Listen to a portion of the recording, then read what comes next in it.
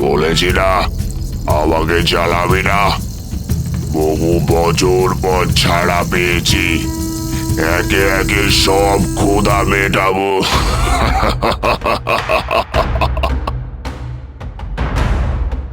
রাত্রিবেলায় মা যখন খেতে ডাকলো তখন ছেলেটা অদ্ভুত এক কাণ্ড ঘটালো।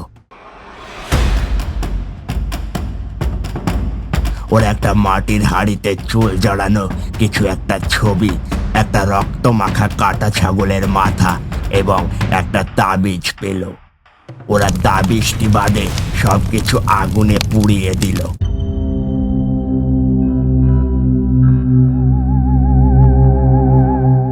চিন্তা করিস না, সকাল হোক আমরা মাওলানা সাহেবের বাসায় যাব। কথাটা বলাই কাল হলো ওদের জন্য। তখনই ওদের ঘরের দরজা জানলার খটখট শব্দ হতে লাগলো।